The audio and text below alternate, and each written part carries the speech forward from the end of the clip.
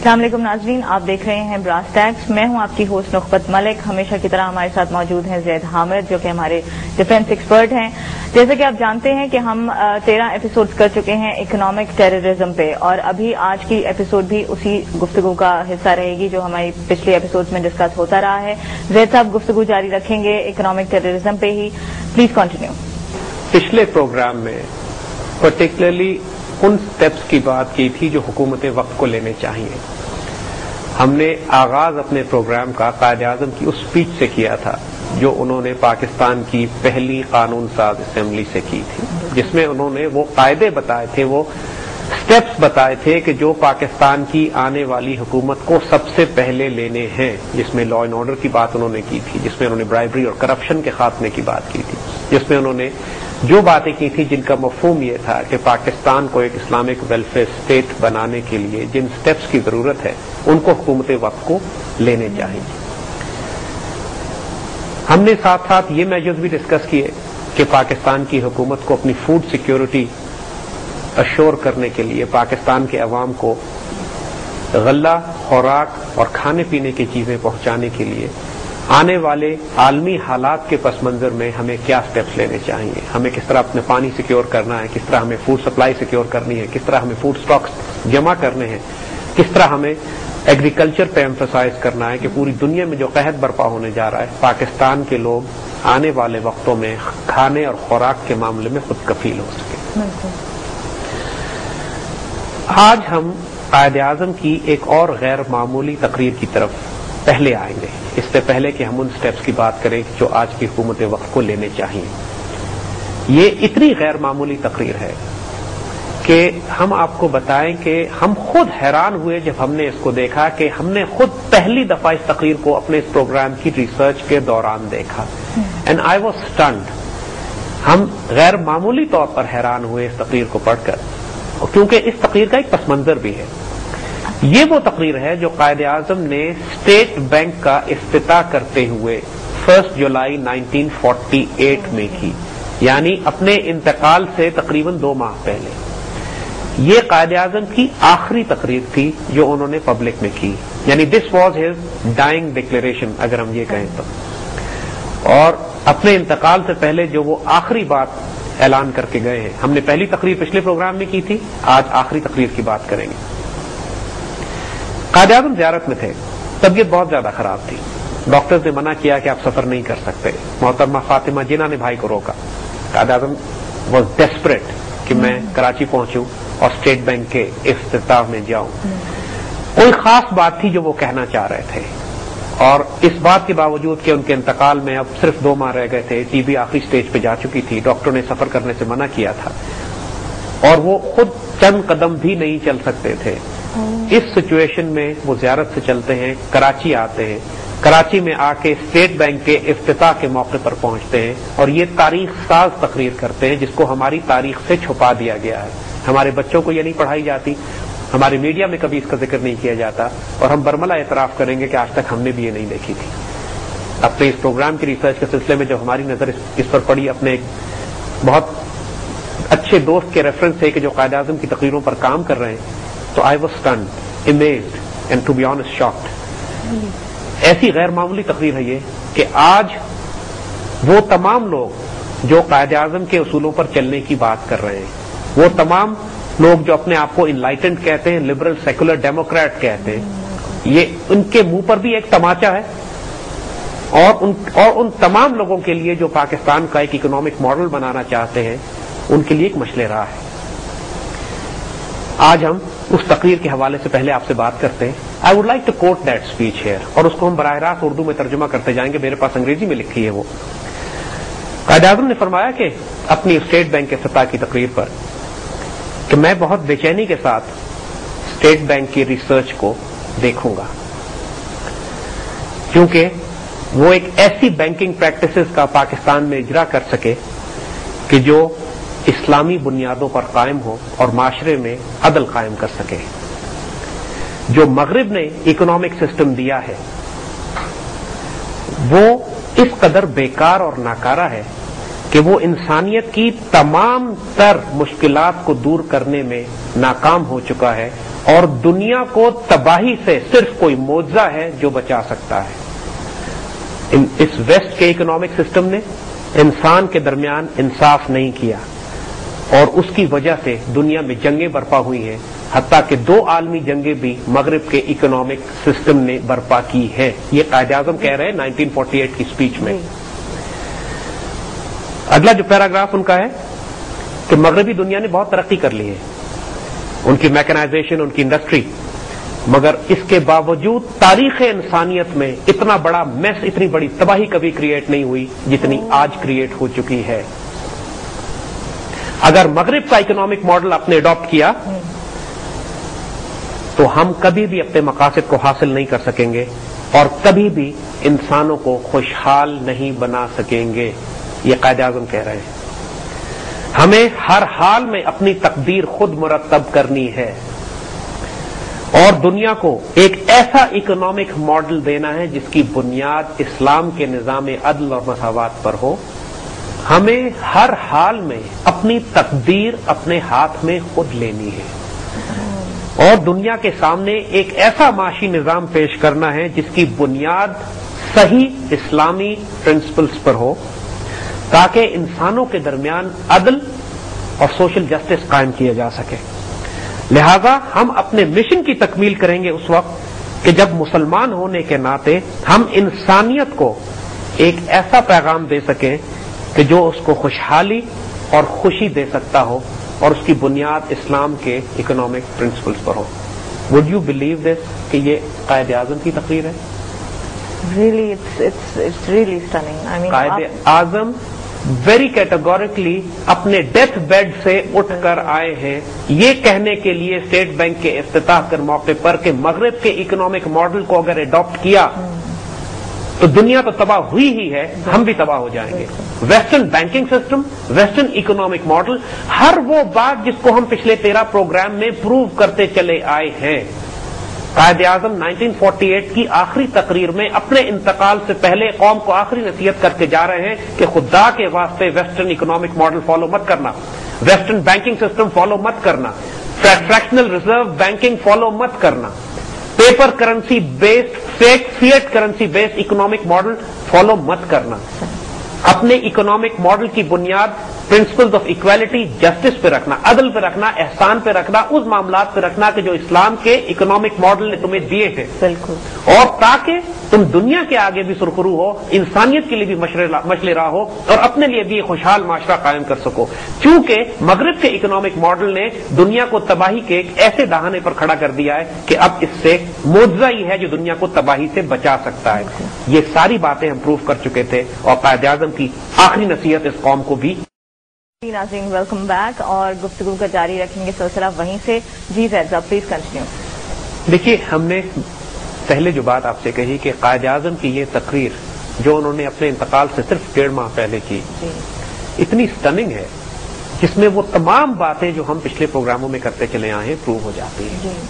یہ بات categorically define کر دی گئی ہے۔ آپ کسی بھی نقطہ نظر سے دیکھیں، چاہے آپ purely Islamic point of view سے دیکھیں یا آپ اکنامک پوائنٹ آف ویو سے دیکھیں یا آپ ہسٹوریکل پوائنٹ آف ویو سے دیکھیں، آج کے modern زائنسٹ paper currency based fractional reserve banking system سے زیادہ ناپاک اور پلیت اکنامک سسٹم انسانیت نے نہیں بنایا۔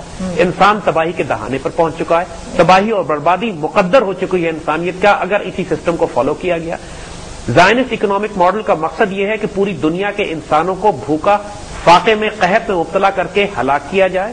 ان کے اپنے ڈاکومنٹس اور پیپرز اب یہ کہہ رہے ہیں کہ دنیا کی 6 ارب آبادی ہو چکی ہے، ہم اس آبادی کو کم کر کے 1 ارب تک لے کر آئیں گے، یعنی 5 ارب انسانوں کو قتل کرنے کا پلان ان کا اگلے 20 سال کے اندر ہے، جس میں قحط کے ذریعے، فاقوں کے ذریعے، جنگوں کے ذریعے اور بیماریوں کے ذریعے آبادیاں کم کی جائیں گی۔ کیونکہ جنگ برپا کرنا ذرا ایک مہنگا پروسیس ہے، جنگ برپا کرنے میں خود ان کے بھی مارے جاتے ہیں، جیسا بیماریاں اور قحط ایک زیادہ آسان طریقہ ہے۔ قحط کے نتیجے میں یہ فوڈ سپلائی کیونکہ خود کنٹرول کرتے ہیں، قحط برپا کرنا آسان ہے۔ بیماریاں کیونکہ دوائیاں یہ خود بناتے ہیں، لہذا بیماریاں برپا کر کے اپنے لیے یہ ویکسین اور دوائیاں تو پیدا کر سکتے ہیں، لیکن پوری دنیا کے انسانوں کو ایڈز کی مثال ہے، پورے افریقہ میں ریٹرو وائرل ڈرگ جو یہ خود بناتے ہیں اتنی مہنگی بیچتے ہیں کہ افریقہ کے غریب عوام اس کو افورڈ ہی نہیں کر سکتے اور کروڑوں کی تعداد میں مکھیوں کی طرح مر رہے ہیں. یہ ہے تحفہ ویسٹرن اکنامک ماڈل کا. اب چونکہ ہم نے پاکستان کے حوالے سے بات کرنی ہے، پاکستان کی حکومت کو میجرز اب آئندہ کیا لینے ہیں وہ ہم آگے ڈسکس کریں گے اکنامک سسٹم کو چینج کرنے کے حوالے سے. لیکن فی الحال تو ہم وہ میجرز بتاتے ہیں کہ جو بیسک سیکیورٹی اچیو کرنے کے لیے حکومت کو لینے چاہیے. جیسے ہم نے کہا پہلے فوڈ سیکیورٹی کے ہم نے پچھلے اس پروگرام میں ہم سٹارٹ کرتے ہیں فیول سیکیورٹی سے. جب فوڈ سیکیور ہو ہماری قوم کے پاس اور فیول سیکیور ہو تو آپ کم از کم اپنی تجارت کا، اپنی معیشت کا پہیہ چلا سکتے ہیں. آپ اپنا اکنامک سسٹم کو جاری رکھ سکتے ہیں. فیکٹریاں بند ہو جائیں، کارخانے بند ہو جائے، تجارت بند ہو جائے تو ملک کی معیشت تباہ برباد ہو جاتی ہے. اور ہمارے انڈسٹریلسٹ کا حال یہ ہے کہ وہ مہنگی بجلی بھی خریدنے کو تیار ہیں. پرابلم یہ ہے کہ بجلی ہے ہی نہیں.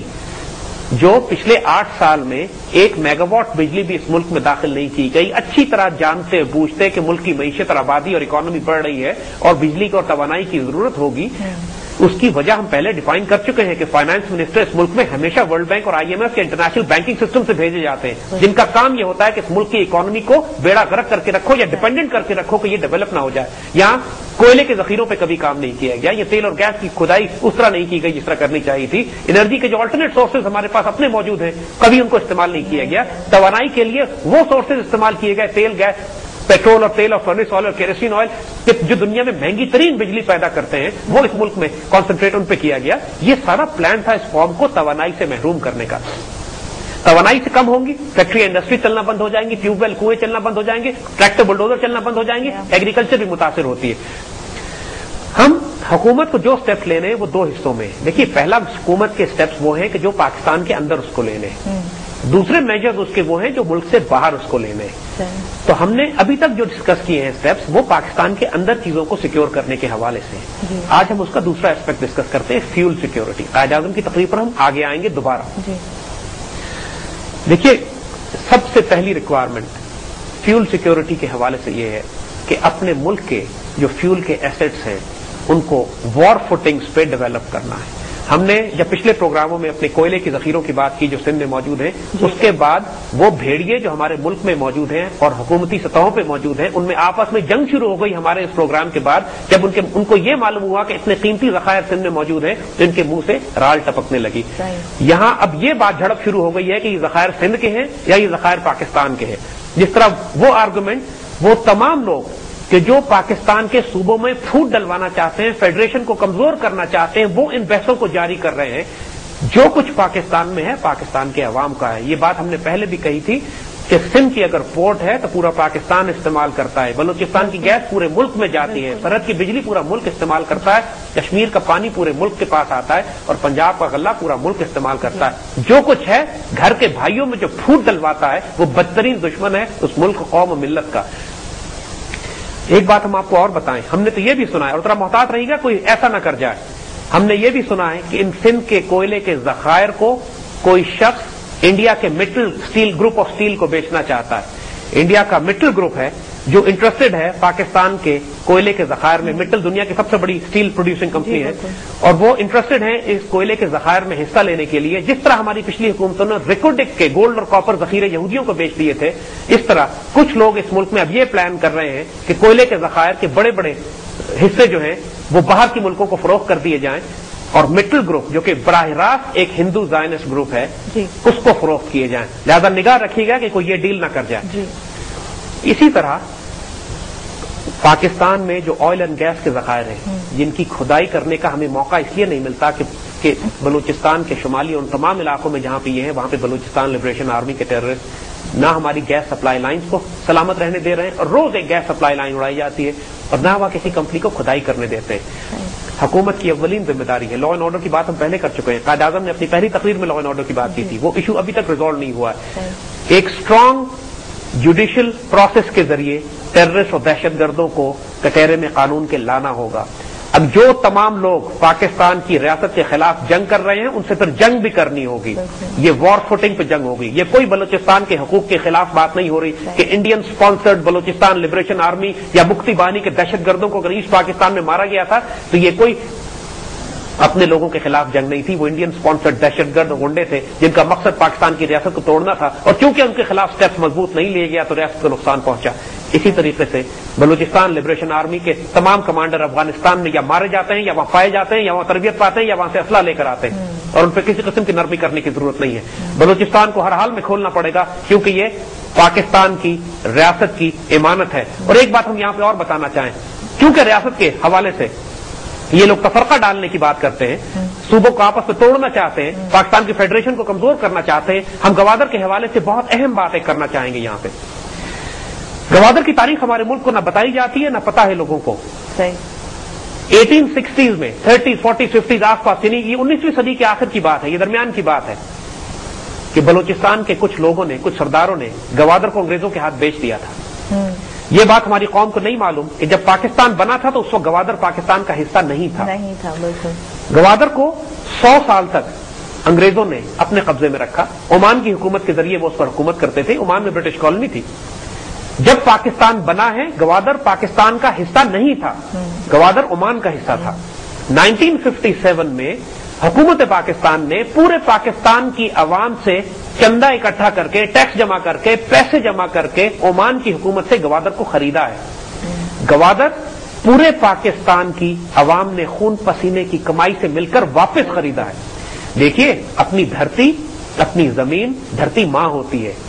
سوال آج گوادر پر اپنا حق جتانے والے بلوچستان لبریشن آرمی کے دہشت گرد یہ کیوں نہیں بتاتے کہ ان کے باپ دادا نے اپنی دھرتی ماں بیچ دی تھی انگریزوں کو، اور پوری پاکستانی قوم نے اپنے خون پسینے کی کمائی سے ماں واپس خریدی ہے ان کی۔ یہ دھرتی ماں ہے ہماری، اس سے ہمارا رزق، ہمارا وجود اس پاکستان کے ساتھ وابستہ ہے۔ جو اس کو نقصان پہنچانے کی بات کرے گا، اللہ کی قسم وہ اللہ رسول کا بھی دشمن ہے، اور ہم بھی شدید سختی کریں گے اس کے اوپر، اور کرنی چاہیے۔ یہ کیوں نہیں بتاتے یہ آج بلوچستان لبریشن آرمی کے بلوچوں کے حقوق کی بات کرنے والے کہ ہم نے خود اپنی دھرتی ماں کو انگریزوں کے ہاتھ بیچا تھا اور پوری پاکستانی قوم نے واپس خریدا ہے۔ گوادر اور جس طرح پاکستان کا چپا چپا پورے پاکستان کے ہر شہید کی امانت ہے جس نے اس ملک کی آبرو کے لیے اپنی جان دی ہے۔ ان 20 لاکھ مسلمانوں نے سندھ بلوچستان اور سرحد کے لیے قربانیاں نہیں دی تھیں، انہوں نے ریاست پاکستان کے لیے اپنی جانیں دی تھی، اور اس مقدس امانت کی ہم نے ہر حال میں حفاظت کرنی ہے۔ بالکل۔ نالج اور پلیز دیکھیے، جیسے ہم نے بات آپ سے کہی کہ جو فنڈامنٹل ایسپیکٹ یاد رکھنے کا ہے کہ پاکستان کے اندر جو خزانے ہیں وہ پاکستان کے شہداء کے، پاکستان کے عوام کے، پاکستان سے محبت کرنے والوں کے اور پاکستان کی ریاست کے ہیں۔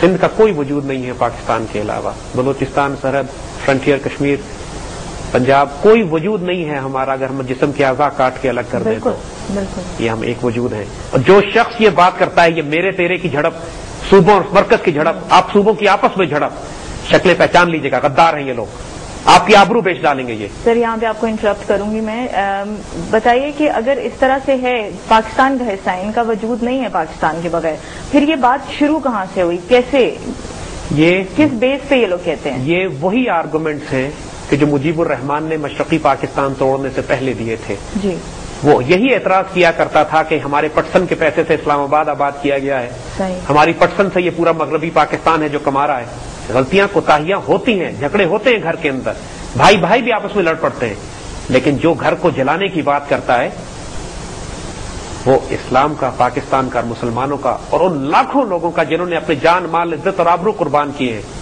اس ملک کی عزت اور آبرو کی حفاظت کے لیے اور اس کی سرحدوں کی حفاظت کے لیے۔ یہ ان کے ساتھ بہت شدید خیانت ہوگی۔ ان لوگوں کو پہچانیے گا، جو کچھ پاکستان میں ہے وہ اللہ رسول کا ہے اور پاکستان کی امانت ہے، جی، کسی نہ کسی ایک ذاتی صوبے کا ہے، نہ کسی ذاتی شخص کا ہے۔ بالکل۔ اور جو بات ہم نے کہی کہ یہاں یہ لوگ اتنے بدنیت ہیں کہ جب یہ صوبوں کی بات بھی کرتے ہیں تو ان کی نیت ناپاک ہوتی ہے۔ ریکوڈک کے اوپر کیوں نہیں بولے یہ لوگ کہ جب ملک کی آبرو بیچی جا رہی تھی، جب 200 ارب کا سونا اور کاپر یہودیوں کو بیچا جا رہا تھا، یہ بلوچ سب نیشنلسٹ اس وقت کدھر تھے؟ اس وقت کیوں نہیں انہوں نے شور اٹھایا اور آواز اٹھائی کہ بلوچستان کے حقوق بیچے چلے جا رہے ہیں؟ کیونکہ یہودیوں کو بیچے تھے نا، کیونکہ یہ خود بھی یہودیوں کے لیے کام کرتے ہیں، لہذا چپ تھے، کیونکہ یہودیوں سے پیسے کھاتے ہیں یہ۔ لیکن اگر اسلام آباد، پاکستان کا مرکز، پاکستان کا وجود، پاکستان کی قوم اگر ذرا سا بھی کوئی حصہ اس کے اندر چلے جو پورے پاکستان پر استعمال ہوتے ہیں پھر ان کو آگ لگ جاتی ہے۔ ان کی شکلیں پہچانیے گا، گوادر پہ بھی جھوٹ بولتے رہیں گے، پاکستان کے باقی تمام معاملات پہ جھوٹ بولتے رہیں یہ لوگ پاکستان سے نہ مخلص ہیں، نہ پاکستان کی ریاست سے مختلف ہیں، اور آج ہم یہ بات آپ کو بتا دیں. ایک بات اور ہم کہنا چاہیں گے یہاں پہ, ایک مایوسی پھیلا دی گئی ہے پوری قوم میں کہ پاکستان ٹوٹنے والا ہے, بلوچستان الگ ہو رہا ہے, سندھ الگ ہو رہا ہے, فرنٹیئر الگ ہو رہا ہے. اس ساری خرافات پہ کان مت دھریے گا. اللہ کے فضل سے کچھ بھی نہیں ہونے والا اس ریاست کو. اور ہم تو کہتے ہیں کہ جو شخص یہ کہے کہ پاکستان ٹوٹنے والا ہے, اس کو شدید سزا دینی چاہیے, سولی چڑھا دینا چاہیے. کہنے کی اس کو جرت کیسی ہوئی یہ بات کہنے کی کہ اللہ کا دیا ہوا تحفہ ٹوٹنے والا ہے. کچھ بھی نہیں ہونے والا اس ملک کو. یہ صرف سائیکولوجیکل وارفیئر ہے, پروپیگنڈا وارفیئر ہے. ہمیں ڈی مورلائز کرنے کے لیے تفرقوں میں بانٹ کے, فرقوں میں بانٹ کے, گروہوں میں بانٹ کے, صوبوں میں لڑائی کروا کے, یہ سارے ان کے سازشیں اور کنڈے دیکھیے گا اور سمجھیے گا. اللہ کے فضل سے اس مملکت خداداد کو کچھ بھی نہیں ہونے والا. یہ اللہ رسول کی امانت ہے. پاکستان اور مسلمان ماشاءاللہ ابھی اللہ کے فضل سے ہیں یہاں پہ جو اس ملک کی خاطر اپنی جان مال قربان کرنے پر تیار ہے. کچھ بھی نہیں ہوگا اس کو انشاءاللہ. تو ہم حکومت وقت لازم ذمہ داری ہے یہ بات کہ اس ملک کے فیول ریسورسز کو ری آرگنائز کرے. ہمیں ہر حال میں خود کفیل ہونا ہے. ہمارے پاس اتنے ذخائر موجود ہیں کہ ہماری 10 نسلیں خود کفیل ہو سکتی ہیں اس فیول میں, چاہے وہ کوئلہ ہو, چاہے آئل ہو, چاہے وہ گیس ہو. اور دوسری بات, جو نیچرل ریسورسز ہیں ہمارے, ہمیں اپنے ہمسایوں کے ساتھ تعاون کرنا ہے اس پر. IPI gas line Iran, Pakistan, India, اس میں سے ہمیں انڈیا کو نکال دینا چاہیے اور IPC کر دینا چاہیے, انڈیا پاکستان چائنا گیس پائپ لائن. اور ایران کے ساتھ ہم نے ابھی تک اپنے انرجی سیکٹر میں کوئی چیزیں ڈیولپ نہیں کی ہے. ہماری سرحد اس سے لگتی ہے. ہماری ٹرانسپورٹیشن کاسٹ بہت کم ہے ایران سے معاملات, ایران سے گیس کو اور پیٹرول کو لانے میں. ایرانی پیٹرول پورے پاکستان میں فروخت ہوتا ہے اسمگل ہو کے. ہم اگر سینکڑوں ٹرک بھی روز ایران سے منگوا لیں تو ہماری تیل کی ضروریات اپنی سرحد کی پار سے پوری ہو سکتی ہیں. ہمیں کوئی لمبے چوڑے طریقے کر کے رسک لے کے وہ خطرناک معاملات کر کے کہ دوسرے ملکوں سے ہمارا تیل آتا ہے, جہاں سے بھی آئے, ہمیں تیل سعودی عرب سے بھی آتا ہے, ہمیں تیل گلف کے ممالک سے بھی آتا ہے ضرور, لیکن alternate back up supply line Iran سے کھول کے رکھنی ہے ہمیں. اس صورت میں کہ سی لین, سمندری لینز اگر بلاک کر دی جائیں ایک جنگ اور ایک حادثے کی صورت میں, کیونکہ انڈیا کے ملٹری پلانز میں یہ ہے کہ جس لمحے پاکستان کے ساتھ اس کی کوئی ہاسٹائل سناریو ہوگا, ہاسٹائل انوائرمنٹ بنے گی, وہ ہماری سی پورٹس بند کر دے گی جیسے 71 کی جنگ اس نے کی تھی. بالکل.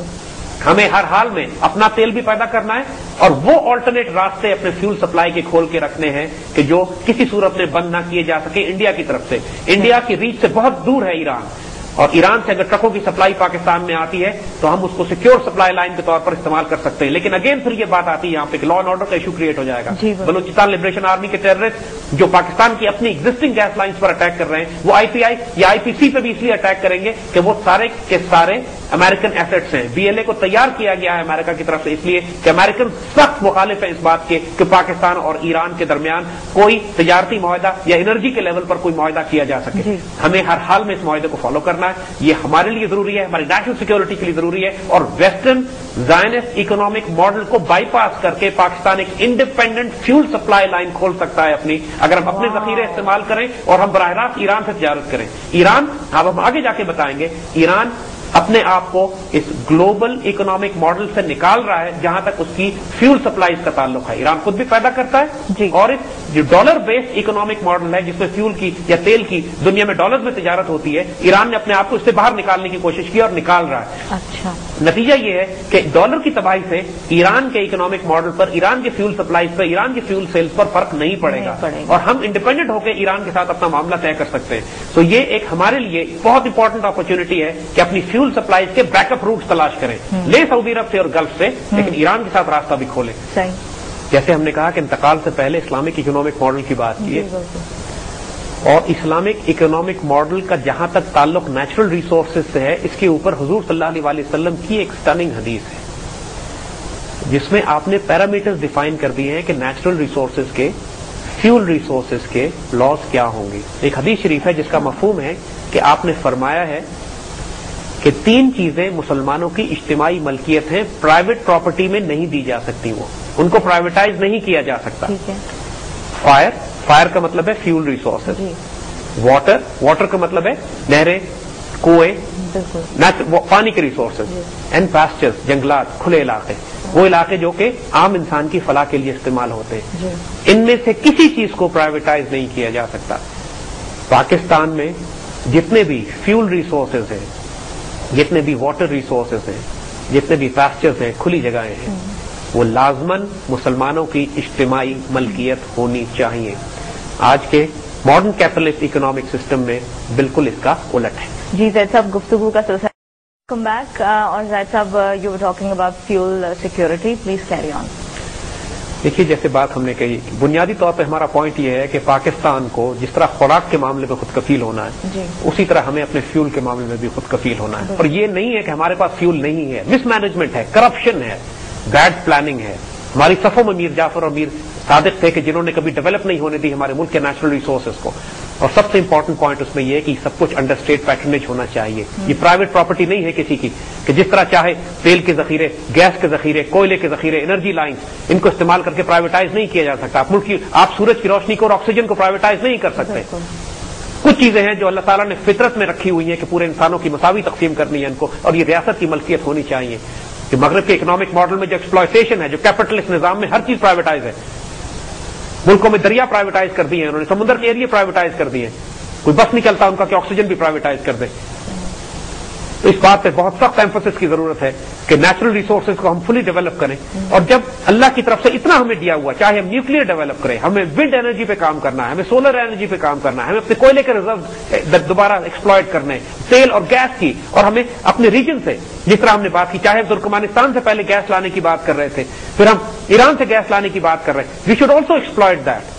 یہ تمام وسائل جب آپ ایکسپلائٹ کریں گے تو اللہ کے فضل سے اس قدر وافر انرجی ہمارے پاس ہوگی کہ نہ صرف بلکہ چند سال پہلے تک پاکستان میں یہ بات کی جا رہی تھی کہ ہم انڈیا کو ایکسپورٹ کریں گے الیکٹریسٹی، اور اب حال ہمارے ملک کا یہ ہے کہ ہماری تمام انڈسٹری، تمام ہماری زندگی کا پہیہ بند ہونے والا ہے بجلی کی کمی کی وجہ سے، یہ کرپشن کی وجہ سے، مس مینجمنٹ کی وجہ سے. اس لیے نہیں کہ ہمارے ملک میں ذخائر نہیں ہے اور وسائل نہیں ہے. تو فیول سیکیورٹی پہ فوکس کیجیے. اور جب اللہ کے فضل سے ہمارے ملک میں فیول سیکیورٹی وافر ہوگی تو ہم یہ سٹیپس بھی پھر لے سکتے ہیں. یہ سٹیپس ابھی بھی لیا جا سکتا ہے کہ ملک میں جو غریب ترین طبقہ ہے، جس طرح ہم نے دیکھی پہلے بات کی تھی کہ سب سے پہلے ہم نے اپنے ملک کے اس طبقے کو پروٹیکشن دینی ہے جو لٹرلی بھوکے مرنے پر آ گیا ہے. ہم نے فوڈ سپلائی کی جو بات کی تھی، ہم نے جو تعامل مسکین کی جو بات کی ہے، ہم نے کفالت کی جو بات کی ہے، بیت المال کی جو بات کی ہے، اس میں ساتھ ساتھ خود بخود ایک نظام ہمیں اور بھی شروع کرنا ہے کہ وہ تمام لوگ جن کے بجلی اور گیس کا بل ایک سرٹن لیول سے نیچے ہے، جن کے گیس کا بل 200 روپے سے کم آتا ہے، جن کے بجلی کا بل 400 روپے سے کم آتا ہے، اس کو معاف کر دیجیے.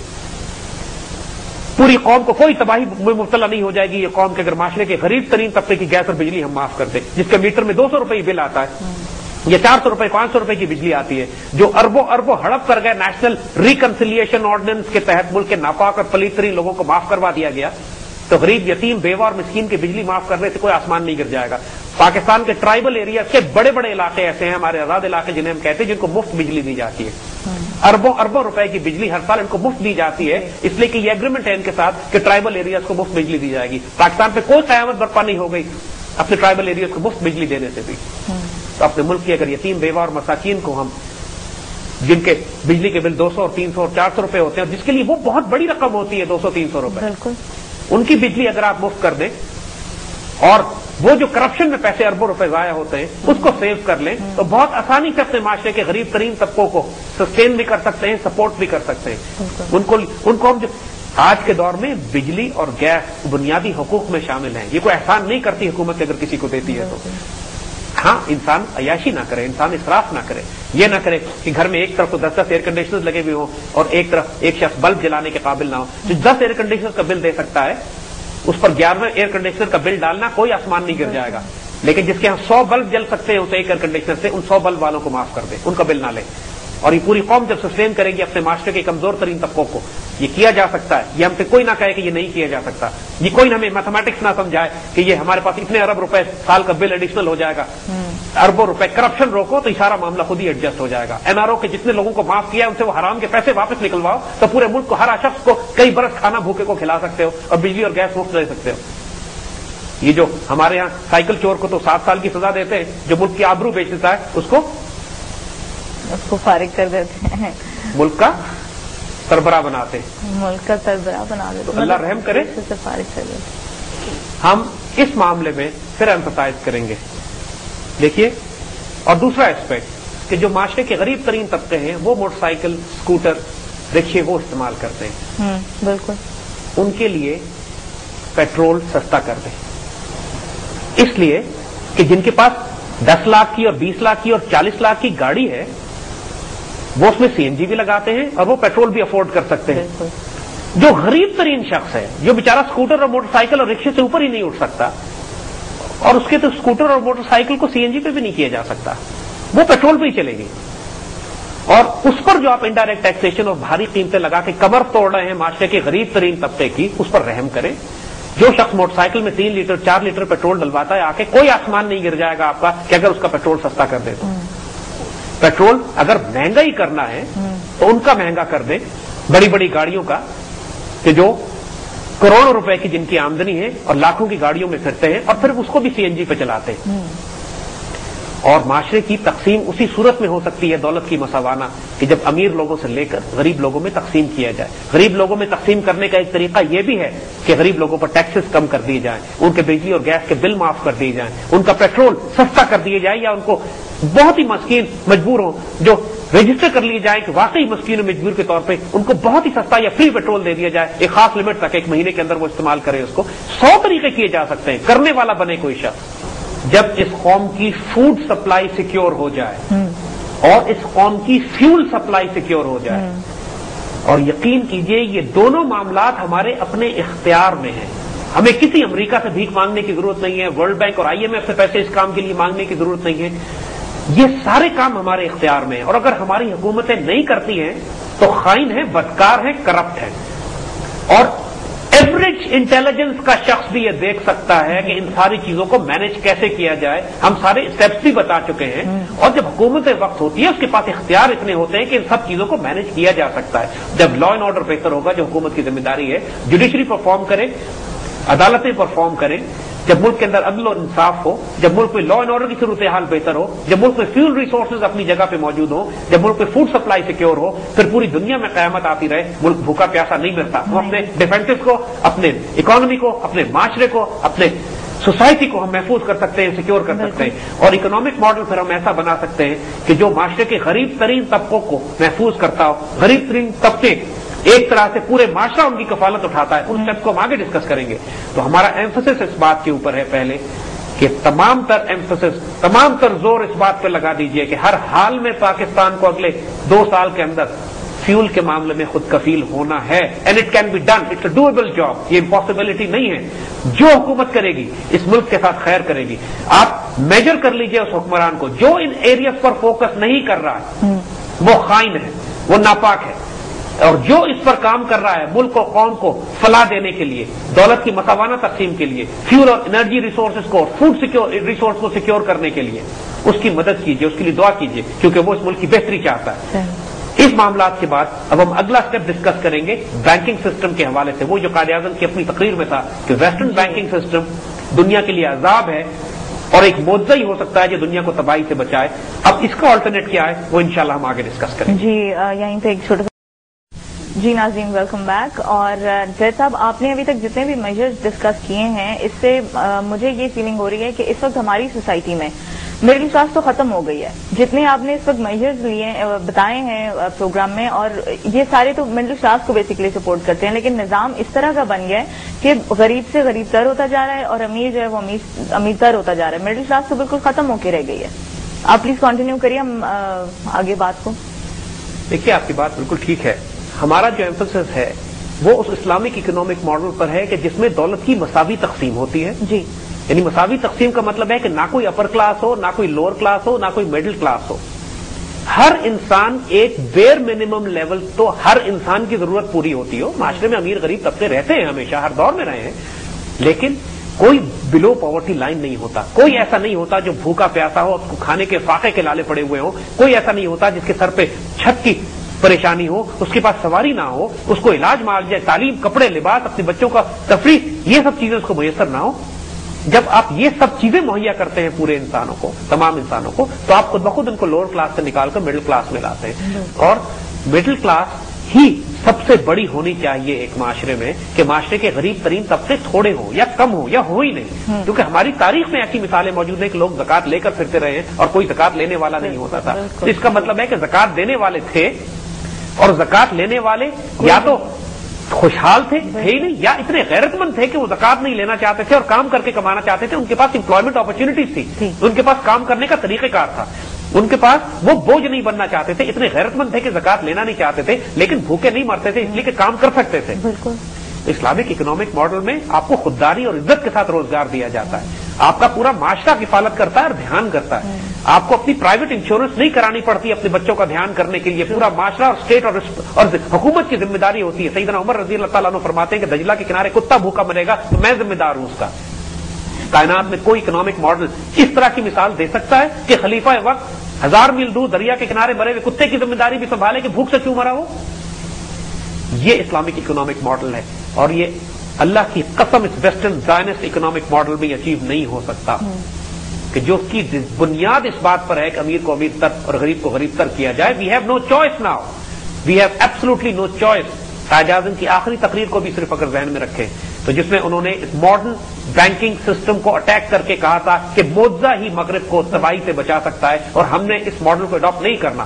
سو this brings us to the concept of modern banking system in Pakistan today. آج پاکستان میں جو بینکنگ کا نظام قائم ہے اب ہم اس پہ بات کریں گے اور یہ ذرا خطرناک ڈومین ہے اس لیے کہ اس کے اوپر ہمیشہ بڑے بڑوں کے پر جلتے رہے بات کرتے ہوئے. دیکھیے اس وقت انگلینڈ کا حال یہ ہے کہ انگلینڈ میں 97% کیش فلو جو دولت ہے انگلینڈ کے پورے معاشرے میں 97% جو کیش فلو کرتا ہے وہ پرائیویٹ بینکرز کے ذریعے کرتا ہے. حکومت صرف 3% کیش کنٹرول کرتی ہے. اچھا, یعنی جو بنیادی فنڈامنٹل ہے دین کا کہ دولت کو چند پرائیویٹ ہاتھوں میں جمع مت ہونے دو, وہ تو یہاں فلاؤٹ ہو گیا, وہ تو یہاں رول بالکل تباہ برباد ہو گیا. اس کا ریورس اسلامک اکنامک ماڈل ہے. اب آج کل کیفیت کیا ہے دیکھیے, ہم بڑی سخت بات کریں گے اور بڑے لوگوں کو بری بھی لگے گی, لیکن اسلامک اکنامک ماڈل میں پرائیویٹ بینکس کی کوئی گنجائش نہیں ہے. پرائیویٹ بینکس جن کی بنیاد فریکشنل ریزرو بینکنگ پہ ہو, جس کی بنیاد پیپر کرنسی پہ ہو, جس کی بنیاد یہ ہو کہ چند انسان پورے معاشرے کی کیش سپلائی کنٹرول کرتے ہیں. دیکھیے فریکشنل ریزرو بینکنگ کی وجہ سے پورے معاشرے میں انفلیشن پھیلتی ہے. انفلیشن مہنگائی, افراط زر, افراط زر کے نتیجے میں مہنگائی ہوتی ہے. جو پیسہ ہوتا نہیں یہ صرف کھاتوں میں انٹریز کر کے ایجاد کر دیتے ہیں. نتیجہ یہ ہوتا ہے کہ پورے معاشرے میں آرٹیفیشلی انفلیٹڈ منی سپلائی جانا شروع ہو جاتی ہے. ان ریالٹی اتنے تو پرنٹڈ بینک نوٹس بھی نہیں ہوتے. 100 روپے کے بدلے یہ 2000 روپے قرض ایشو کرنا شروع کر دیتے ہیں. تو ظاہر ہے جب 2000 روپے مارکیٹ میں آئیں گے اس معاشرے میں کہ جس میں یہ صلاحیت نہیں ہے کہ اتنی تیزی سے پروڈیوس کر رہا ہو, یعنی ہمارا معاشرہ کوئی پروڈیوسنگ معاشرہ تو ہے نہیں, ویسے بھی کنزیومر ہو گئے اور جو سپلائیز موجود ہے مارکیٹ میں وہ ایک محدود تعداد میں ہے. ایک اسٹیبل اکنامک سسٹم میں, ایک ریئل ویلتھ بیس اکنامک سسٹم میں یہ ہے کہ کیش سپلائی آہستہ آہستہ بڑھتی ہے. اور جب کیش سپلائی آہستہ آہستہ بڑھتی ہے تو جو مارکیٹ میں چیزیں موجود ہیں وہ بھی آہستہ آہستہ ان کی تعداد بڑھتی ہے, لہذا انفلیشن نہیں ہوتی. اس کو کیسے انفلیشن نہیں ہو رہی؟ جب چیزیں اتنی ہوں اور اچانک کیش سپلائی بڑھ جائے اس کو کہتے ہیں افراط زر. اس کے نتیجے میں سب لوگ بھاگتے ہیں تھوڑی سی چیزوں کو لینے کے لیے اور قیمتیں چڑھ جاتی ہیں. یہ simple principle fractional reserve banking کی وجہ سے وجود میں آتا ہے جو تمام پرائیویٹ بینک جس کے بغیر یہ گزارا کر ہی نہیں سکتے. اب اگر آپ پرائیویٹ بینک سے یہ کہیں کہ فریکشنل ریزرو بینکنگ ختم کر دیجیے آپ, یعنی آج اسٹیٹ بینک کے لاز یہ ہیں پاکستان میں کہ پرائیویٹ بینکس کو 17% یا 16% ریزرو رکھنے پڑتے ہیں, باقی 80% تک 90% تک یہ آگے قرض دے سکتے ہیں اپنے ڈپازٹس کا. اگر آپ ان سے کہیے کہ آپ نے 90% ڈپازٹ رکھنے ہیں, صرف 10% آپ آگے دے سکتے ہیں, تو یہ ان کو بقول ان کے وارہ ہی نہیں کھائے گا, ان کو فائدہ ہی نہیں ہوگا اس کا. یہ بینک خود بخود بند ہونا شروع ہو جائیں گے. اس پرابلم کو ریزالو کیسے کیا جائے؟ دا پرابلم از کہ اگر آپ نے اپنے معاشرے کو درست کرنا ہے, اگر آپ نے ایک اسلامک اکنامک ماڈل بنانا ہے, اگر آپ نے وہ اکنامک ماڈل بنانا ہے کہ جو زائنسٹ بینکنگ سسٹم سے باہر ہو, چاہے پیپر کرنسی آپ استعمال کریں کچھ عرصے کے لیے جب تک کہ آپ کے پاس ریئل ویلتھ گولڈ ویلتھ نہ ہو, تو ایک بنیادی قاعدہ یہ ہے کہ تمام منی سپلائی معاشرے میں ریاست کے کنٹرول میں ہونی چاہیے, پرائیویٹ بینکرز کے کنٹرول میں نہیں ہونی چاہیے. ہم آپ کو اسٹیٹمنٹس دکھا سکتے ہیں پرائیویٹ بینکرز کے, خاص طور پر بینک آف انگلینڈ کے چیئرمین کے 1920 کے اسٹیٹمنٹ اس نے یہ دیا اپنے بینکرز کی ایک کمیونٹی میں, اور اس نے اپنے بینکرز سے یہ کہا کہ ہم بینکرز وہ لوگ ہیں جو معاشروں کو تباہ کرتے ہیں, برباد کرتے ہیں, پوری انسانیت کو فساد میں ہم نے مبتلا کیا ہوا ہے, اور اگر کائنات میں کبھی امن اور سکون چاہیے تو پرائیویٹ بینکنگ پریکٹسز کو ختم کرنا پڑے گا. اور یہ اسٹیٹمنٹ بینک آف انگلینڈ کے چیئرمین کی 1920 کی دی ہوئی ہے اور ہمارے پاس آن ریکارڈ موجود ہے. ہماری ویب سائٹ پہ اگر آپ جائیے brasstax.pk, اس پر جو پالیسی پیپرز پڑے ہوئے ہیں اس میں ایک پیپر میں یہ پورا article how to use real wealth اور یہ زکات ریئل ویلتھ میں کیسی دی جائے، اس پیپر میں آپ کو سب کچھ مل جائے گا، اور یہ بات بالکل کلیئر ہو جائے گی کہ خود بینکرز مانتے ہیں اس بات کو کہ معاشروں کو تباہ و برباد کروانے میں ہمارا پورا رول ہے، اور اگر کسی معاشرے کو فلاح برکت اور خیر دینی ہے، اس میں دولت کی مساوانہ تقسیم کرنی ہے، افراط زر سے اس کو روکنا ہے، مہنگائی سے اس کو روکنا ہے، اور اس معاشرے میں مساوانہ تقسیم ہونی چاہیے طبقوں کے درمیان میں، تو پرائیویٹ بینکنگ کو ختم کرنا پڑے گا۔ اب کیونکہ ہماری حکومتیں پرائیویٹ بینکنگ فی الحال تو ختم نہیں کر رہی ہیں، افورڈ ہی نہیں کر سکتی، لیکن اس کو ریسٹرکٹ کرنا پڑے گا۔ جو دنیا جہان سے بے تحاشا پرائیویٹ بینکس آ کے یہاں پر انویسٹمنٹ کر رہے ہیں، جو انہوں نے کنزیومر سوسائٹی بنا دی ہے پورے معاشرے کو، جو انہوں نے پورے معاشرے کو قرض میں مبتلا کر دیا ہے کریڈٹ کارڈ اور لیزنگ کے ذریعے، اور ہمارا لائف سٹائل تبدیل کر دیا ہے from a producing society to a consumer society. وہ شخص جو اپنی نیڈز پوری کرتے تھے، اپنی خواہشات نفس پوری کرتے پاگل ہوئے جا رہے ہیں، پورے معاشرے کو بے ترتیب کر کے رکھ دیا ہے، تباہ برباد کر دیا ہے، اور یہ خصوصیت ہے پرائیویٹ بینکرز کی، کیونکہ ان کا موٹو ہی پروفٹ ہے، سود پہ لینڈنگ، منی لینڈنگ کے بغیر ان کا گزارا نہیں۔ بالکل، منی لینڈنگ بھی اگر وہ صرف اتنی کریں جتنے ان کے پاس ڈپازٹس ہیں تو پھر بھی شاید یہ گزارا کر سکے، لیکن قرآن کے مطابق یہ تخبط الشیطان من المس، شیطان نے تو چھو کے باولا کیا ہوا ہے سود کھانے والے کو، لہذا ان کے ہوش و حواس تو کام نہیں کرتے، لہذا ان کو مزید سے مزید پیسہ چاہیے، جس کے لیے انہوں نے فریکشنل ریزرو بینکنگ ایجاد کی ہے۔